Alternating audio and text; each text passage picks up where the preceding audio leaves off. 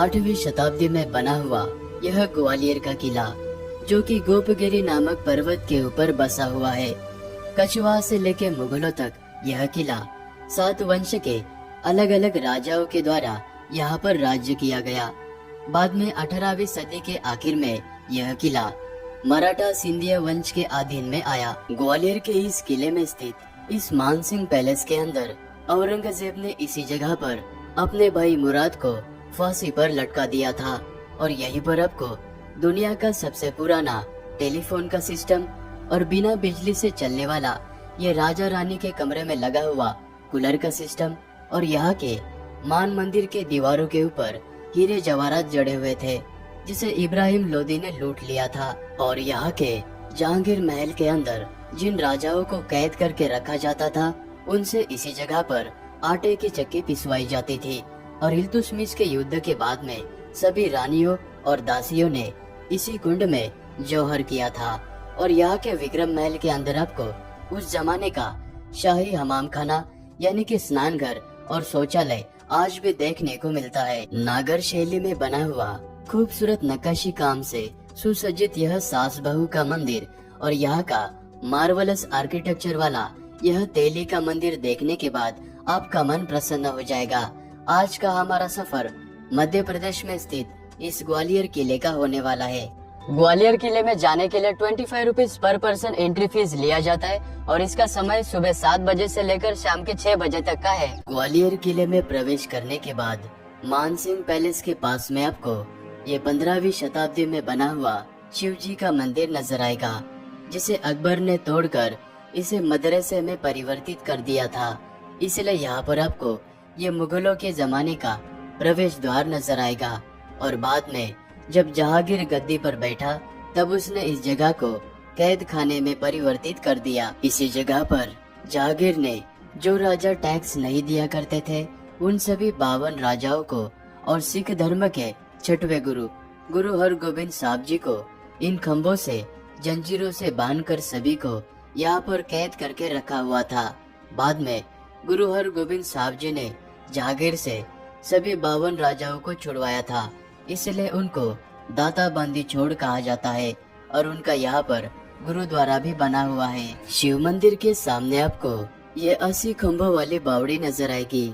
इसी कुएं का पानी राजा मानसिंह जी शिव मंदिर के पूजा पाठ के लिए प्रयोग किया करते थे और इस कुएं में जाने के लिए रास्ता भी बना हुआ है। तोमर वंश के राजा मानसिंह जी ने यह पैलेस अपने 9 रानियों में से 8 रानियों के लिए बनवाया था और इस पैलेस के गुम्बद के ऊपर सोने की प्लेट्स लगी रहती थी और इस पैलेस के दीवारों के ऊपर मीनाकारी कला से टेराकोटा टाइल्स के द्वारा ये खूबसूरत पेंटिंग्स बनाई गई है, जो कि 500 साल पुरानी है और इसकी खूबसूरती आज भी बरकरार है। पैलेस के सामने आपको यह जो छतरी नजर आ रही है, इस छतरी में राजा मानसिंह जी बैठकर दीवाने आम यानी कि राज्य की आम जनता के प्रश्न को और उनको न्याय देने का काम इसी जगह पर राजा किया करते थे। और इस दीवार के ऊपर आपको यह जो खिड़कियां नजर आ रही है, इन झांकियों में बैठकर रानियां राजा की न्याय व्यवस्था देखा करती थी। राजा मानसिंह के पैलेस के अंदर आने के बाद आप यहाँ के दरबार यानी कि राजा के दीवाने खास में पहुँच जाओगे। यहाँ पर राजा मानसिंह के 8 रानियों के लिए यह विशेष संगीत कक्ष बना हुआ है और इस कक्ष के ऊपर की तरफ आपको यहाँ पर ये जो जालियां नजर आ रही है, इसी जगह पर रानियां बैठा करती थी और इसके निचले हिस्से में इसी जगह पर संगीतकार बैठा करते थे और संगीतकारों को रानियों को देखने की इजाजत नहीं होती थी, क्योंकि उस जमाने में राजपूत ट्रेडिशन हुआ करता था, तो किसी को भी रानियों को देखने की इजाजत नहीं होती थी। यहाँ पर आपको ये खूबसूरत नक्काशी से बना हुआ ये वाला कक्ष नजर आएगा, जो कि शिव जी का मंदिर है, जिसे मान मंदिर कहा जाता है। और इस मंदिर को मान सिंह तोमर ने 8 रानियों के लिए बनवाया था और इस मंदिर के अंदर आपको ये 33 झरोखे नजर आएंगे। इन झरोखे के अंदर ब्रह्मा, विष्णु, महेश इन भगवानों की सोने की प्रतिमाएं हुआ करती थी और रानियां इस मंदिर के अंदर परिक्रमा करने के बाद शिव जी की पूजा किया करती थी। और इस मान मंदिर के दीवारों के ऊपर सोना, चांदी, हीरे जड़े हुए थे। बाद में 1523 में इब्राहिम लोदी ने ये सब लूट लिया था। सीढ़ियों से उतरते हुए अभी हम इस किले के जमीन के अंदर बने हुए पहले मंजिल की तरफ जा रहे। राजा मानसिंह का यह पैलेस कुल 6 मंजिल का बना हुआ है, जिसमें से 3 मंजिल जमीन के अंदर है। और यहाँ पर आने के बाद इस वाले कक्ष में आपको ऊपर की तरफ ये 8 कुंडियां नजर आएगी। इस जगह पर 8 झूले हुआ करते थे। गर्मी के मौसम में राजा के 8 रानियां इस जगह पर झूला झूला करती थी। बाद में यह किला जब मुगल शासन में गया तब औरंगजेब ने इस जगह को फांसी घर में परिवर्तित कर दिया और औरंगजेब ने अपने भाई मुराद को इसी जगह पर फांसी पर लटका दिया था। अभी हम जमीन के अंदर बने हुए दूसरे मंजिल पर स्थित इस कक्ष के अंदर है। जब भी राजा युद्ध पर और शिकार पर जाया करते थे तब राजा के सभी रानियां इस कक्ष में खड़े होकर राजा की प्रतीक्षा किया करते थे। और इस कक्ष से आपको ये वाली खिड़की नजर आएगी और इस खिड़की से बाहर देखने पर आपको ये वाला झंडा नजर आएगा।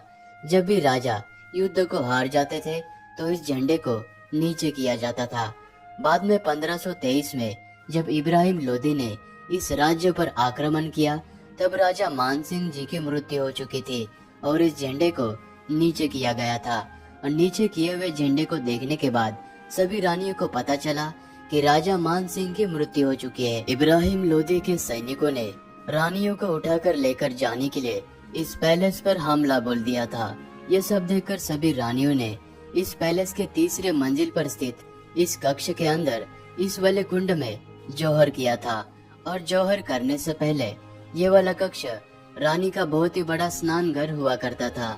पानी को कुंड में से निकालकर उसमें चंदन की लकड़ियां डालकर रानियों ने अग्नि में अपनी आहुति दी। और इस किले का ये दूसरा जौहर है। जौहर कुंड वाले इस कक्ष के अंदर राजा मानसिंह जी के जमाने का ये वाला आपको टेलीफोन सिस्टम नजर आएगा।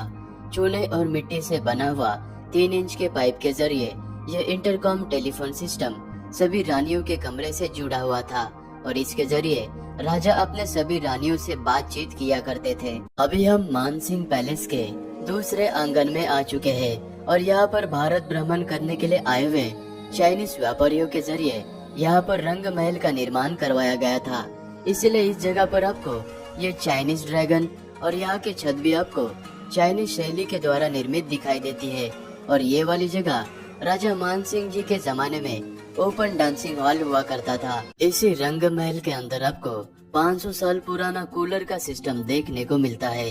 ये जगह गर्मियों के मौसम में राजा और रानियों का बेडरूम हुआ करता था और इस जगह पर 2 फैन की प्लेट्स लगी रहती थी। 350 फीट के ऊंचाई पर स्थित होने के कारण जब हवाएं दीवार से टकराकर चलती थी तब बाहर की प्लेट घूमने के कारण अंदर की भी प्लेट घूमती थी। और इस जगह पर गुलाब और केसर के मिक्सचर का पानी डाला जाता था और इसके ऊपर खसखस की जाली लगी रहती थी और जब हवा चलती थी तो खुशबू हवा के साथ में आती थी। तो ये एयर कूलिंग सिस्टम था उस जमाने का। राजा मानसिंह जी का पैलेस देखने के बाद अभी हम इस कर्ण महल पर आए हैं और ये जो कर्ण महल है ये राजा मानसिंह के पैलेस से भी 100 साल पुराना है। 4 मंजिल के बने हुए इस कर्ण महल को राजा मानसिंह जी के पिताजी कर्ण सिंह तोमर के द्वारा बनवाया गया था और ये इस किले का सबसे पहला और सबसे पुराना बना हुआ महल है। और इस महल की खास बात यह है कि इसके तहखाने में 600 साल पुरानी ये पेंटिंग्स के कलर और यहाँ का शाही हमाम खाना यानी कि स्नान घर और शौचालय का आर्किटेक्चर आपको आज भी यहाँ पर देखने को मिलता है। कर्ण महल के पास में आपको ये जहांगीर का महल नजर आएगा। जब यहाँ पर मुगलों का शासन आया तब जहांगीर ने जो राजा विद्रोह करते थे उन राजाओं को और लोगों को इसी जहांगीर महल में कैद करके रखा हुआ था और उनको इसी जगह पर यातनाएं देते हुए भारी भरकम पत्थरों से बनी हुई आटे की चक्की चलवाई जाती थी। जहांगीर महल के ऊपर से देखने के बाद किले के नीचे आपको ये छोटा सा महल नजर आएगा जिसे गुजरी महल कहते हैं। और मानसिंह राजा की 9 रानियां थी, उनमें से 9वीं रानी जिनका नाम रानी मृगननी था वो इसी महल में रहा करती थी। मेरे पीछे ये जहांगीर महल है और इस महल से बाहर आने के बाद यहाँ पर आपको ये बड़ा सा पानी का कुंड नजर आएगा। ये यहाँ का जौहर कुंड है। इस किले में 1232 के आसपास में जब राजा भृंगदेव जी युद्ध हार चुके थे और उनका देहांत हो चुका था तो उनके जितने भी रानियां थी और उन रानियों की जितनी भी दासियां थी उन सभी लोगों ने इस जगह पर जोहर किया था। मेरे पीछे आपको यह जो छतरी नजर आ रही है, यह भीम सिंह राणा जी की छतरी है, जो जाट वंश के राजा थे और उनका युद्ध करते वक्त देहांत हो गया था और उनका जो अंतिम संस्कार है वो इसी जगह पर किया गया था। तो उनके याद में यहाँ पर यह छतरी बनाई गई है। नागर शैली में बने हुए यह दो सास बहू के मंदिर देखे बगैर आपकी ग्वालियर की यात्रा अधूरी रह सकती है। 11वीं शताब्दी में राजा महिपाल ने इन दोनों मंदिर का निर्माण अपने माँ और पत्नी के लिए करवाया था। और ये जो आप बड़ा सा मंदिर देख रहे, ये सास का मंदिर है, जिसे इंटरलॉकिंग सिस्टम के तहत बनवाया गया था। और इस मंदिर के गर्भगृह में कभी भगवान विष्णु जी विराजमान हुआ करते थे। सास के मंदिर से बाहर आते ही सामने आपको यह बहू का मंदिर नजर आता है। इस खूबसूरत मंदिर के गर्भगृह में किसी जमाने में भगवान शिव जी विराजमान हुआ करते थे और इसकी अति सूक्ष्म नक्काशीदार को देखकर आपका मन प्रसन्न हो जाएगा।